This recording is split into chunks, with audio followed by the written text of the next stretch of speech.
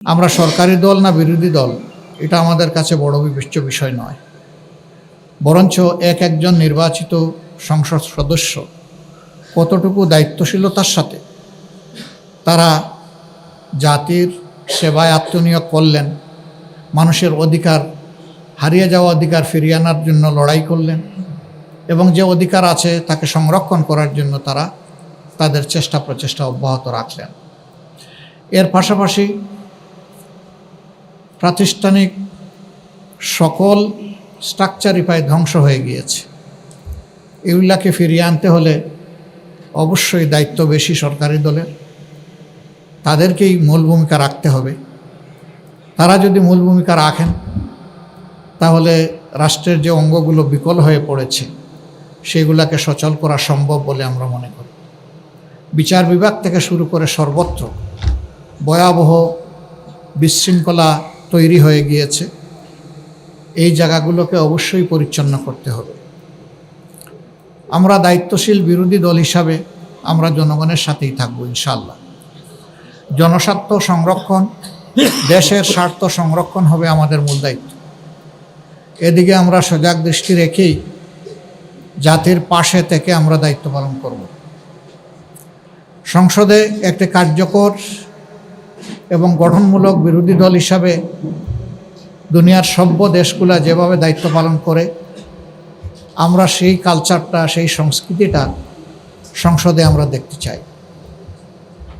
সংসদের দুইটা অঙ্গ, একটা সরকারি দল আর একটা থাকবে বিরোধী দল, এটাই স্বাভাবিক। বিরোধী দল যেন তার ন্যায্য অধিকার, সংসদে কথা বলার অধিকার পায়, সেটা আমরা আশা করি। নূতন সরকারের দায়িত্ব যারাই নেবেন, দায়িত্ব নেওয়ার পরে আমরা আমাদের দিক থেকে নৈতিক দায়িত্ব পালন করব ইনশাআল্লাহ। আমরা তাদেরকে আশ্বস্ত করব, দেশ এবং জাতির স্বার্থে আপনাদের পাশে আছি। আমরা হাতে হাত রেখে কাজ করব। স্বার্থ বিঘ্নিত হলে আমরা আমাদের দায়িত্ব পালন করব। এই পাহারাদারির মধ্য দিয়ে একটা জাতিকে আমরা কাঙ্ক্ষিত গণতন্ত্রের রাস্তায় উঠাতে পারবো বলে আমরা আশাবাদী। আমরা আশাবাদী থাকতে চাই এবং আমরা ইতিবাচক দৃষ্টিভঙ্গি পোষণ করতে চাই। দেশে আইন শৃঙ্খলা রক্ষা করা, সামাজিক সৌন্দর্য বিধান করা, মানুষের অধিকার সংরক্ষণ করা, জনজীবনে নিরাপত্তা নিশ্চিত করা এবং জনগণ যে বিভিন্ন সিন্ডিকেটের কবলে পড়ে অতিষ্ঠ সেগুলা থেকে বের করে আমরা আনতে পারবো যদি সরকারি দল আন্তরিকতার সাথে উদ্যোগ গ্রহণ করেন এবং আমরা সেই ক্ষেত্রে সহযোগিতা করব, আমরা আশ্বাস দিচ্ছি। এই সার্বিক বিশৃঙ্খলা থেকে জাতিকে বের করে আনা এবং জুলাইয়ের যে আকাঙ্ক্ষা, জুলাই আকাঙ্ক্ষার প্রেক্ষাপটে আমরা আমাদের দায়িত্ব পালন করব। আমরা অতীতেও বারবার জুলাই শহীদদের প্রতি গভীর শ্রদ্ধা নিবেদন করেছি, জুলাই যোদ্ধাদের প্রতি শ্রদ্ধা নিবেদন করছি। আজকে আরেকবার জাতীয় সংসদের কার্যক্রম ইনশাআল্লাহ আগামীকাল থেকে শুরু হওয়ার কথা, আমরা আরেকবার তাদেরকে গভীর শ্রদ্ধায় স্মরণ করছি এবং যারা চলে গেছেন আল্লাহর দরবারে তাদের জন্য শাহাদাত কামনা করছি। আর যারা আহত পঙ্গু হয়ে বেঁচে আছেন মহান মাবুদের দরবারে, মহান রবের দরবারে তাদের জন্য সুস্থতা কামনা করছি। পুরা জাতি কার্যত জুলাইয়ে যুদ্ধ করেছে। জাতির এই অবদানকে স্মরণ রেখে যদি সংসদ পরিচালিত হয় আমরা বিশ্বাস করি এই সংসদ জনগণের প্রত্যাশা পূরণে সক্ষম হবে ইনশাআল্লাহ। কিন্তু যদি জুলাই আকাঙ্ক্ষাকে আমরা ভুলে যাই তাহলে এই জাতির ভাগ্যে বারবার জুলাই ফিরে আসতে পারে। আমরা এটা চাই না। আমরা চাই যে জুলাই যে কারণে ফিরে এসেছে এই কারণটা যেন আর দ্বিতীয়বার তৈরি না হয়। আমরা এখন যে দেশটা, স্বাধীন দেশটা আল্লাহর মেহেরবানিতে পেয়েছি, এটি একসময় পাকিস্তানের অংশ ছিল। 47-এ যারা যুদ্ধ করে সংগ্রাম করে পাকিস্তান তৈরি করেছিলেন তারা অনেক ভালো কথা বলেছিলেন, কিন্তু সেই ভালো কথার প্রতিফলন জনগণ দেখেনি। তারপরেও 47 যে পূর্ব পাকিস্তান ছিল এটাই বর্তমান বাংলাদেশের সীমানা, ওই সীমানা নিয়েই আমরা চলছি। কাজে এটার ভিত রচনা হয়েছে 47। আবার 47-এর যারা সংগ্রামী ছিলেন, রাষ্ট্র পরিচালনার দায়িত্ব পেয়েছিলেন, তারা তাদের দায়িত্বটা নিষ্ঠার সাথে পালন না করার কারণেই পরবর্তী পর্যায়ে যে বৈষম্য তৈরি হয়েছিল এর বিরুদ্ধে পূর্ব পাকিস্তানের জনগণ তারা ফুঁসে উঠেছিল। ৭০-এর নির্বাচনে তার প্রতিফলন হয়েছিল। এই নির্বাচন অনুযায়ী ৭০ সালে ক্ষমতা হস্তান্তরের কথা ছিল শান্তিপূর্ণভাবে, সেটি না হওয়ার কারণেই মুক্তিযুদ্ধ অনিবার্য হয়ে উঠেছিল এবং সেই মুক্তিযুদ্ধে অসংখ্য জীবন চলে গিয়েছে, অসংখ্য মানুষ আহত পঙ্গু হয়েছেন, যারা অংশগ্রহণ করে যুদ্ধ করেছেন, যারা চলে গেছেন এবং যারা আহত হয়েছিলেন তাদের সকলের প্রতি আমরা গভীর শ্রদ্ধা নিবেদন করছি। সম্মানিত বন্ধুগণ, ইতিহাসের ধারাবাহিকতায় আজ ২৬ সালের এই নির্বাচন অনুষ্ঠিত হয়েছে।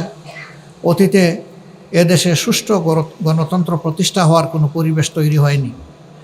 আমরা আশা করি যে আমাদের সমবেত প্রচেষ্টায় সরকারি দল বিরোধী দল মিলে আমরা যদি দায়িত্বশীল আচরণ করি, জাতির প্রতি যদি আমরা দায়বদ্ধতা নিয়ে কাজ করি, তাহলে গণতন্ত্র তার প্রাতিষ্ঠানিক রূপ পাবে ইনশাআল্লাহ। এর কোনো বিকল্প আপাতত নেই, আমাদেরকে সেদিকেই ফিরে যেতে হবে। তবে হ্যাঁ, এই পরিবেশ ফিরিয়ে আনা খুব সহজ বিষয় নয়, অনেক চ্যালেঞ্জ আছে এর সামনে, আমরা বুঝি। চ্যালেঞ্জ যাই থাকুক আমরা মনে করি এটা অর্জনযোগ্য। যদি আমাদের আন্তরিকতা উভয়ের থাকে তাহলে আমরা পারবো ইনশাআল্লাহ।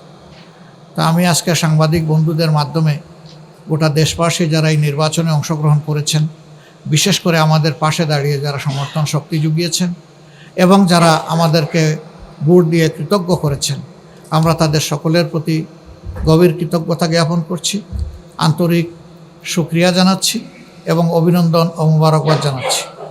আমরা যে দেশবাসী প্রত্যাশা নিয়ে আমাদের পাশে দাঁড়িয়েছিলেন, নির্বাচনের ফলাফলে তার পূর্ণ প্রতিফলন হোক কিংবা না হোক, আমরা সেই দেশবাসীকে কথা দিচ্ছি, নির্বাচনের আগে যত কথা আমরা আপনাদেরকে বলেছি, একটা বিরোধী দল হিসাবে আমাদের নিজের অবস্থান থেকে তার যতটুকু সর্বোচ্চ পালন করা সম্ভব, বাস্তবায়ন করা সম্ভব, আমরা সেই ব্যাপারে ইনশাআল্লাহ প্রতিশ্রুতিবদ্ধ।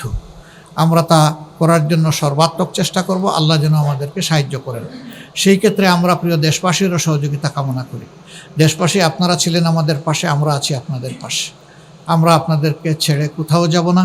সুদিনে দুর্দিনে যাই আসুক, আমরা দেশবাসীর সাথে থাকবো ইনশাআল্লাহ। আল্লাহ তাআলা আমাদের সহায় হন এবং আগামীকাল থেকে যে নতুন অধ্যায়ের সূচনা হচ্ছে, এটা দেশের জন্য কল্যাণ বয়ে আনুক, নতুন দ্বারা সুস্থ রাজনীতির বিকাশ ঘটুক এবং মানুষের জীবনে শান্তি এবং নিরাপত্তা ফিরে আসুক।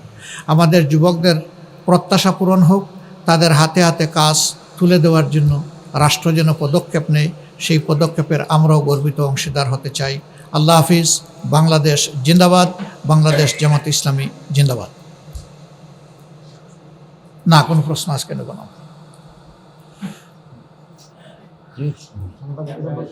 সাংবাদিক বন্ধুদেরকে অসংখ্য ধন্যবাদ, আপনারা কষ্ট করে এসেছেন। এখন আমাদের সেশনের অপর অংশে আপনারা ইনশাআল্লাহ আমাদেরকে সহযোগিতা করবেন আশা করি।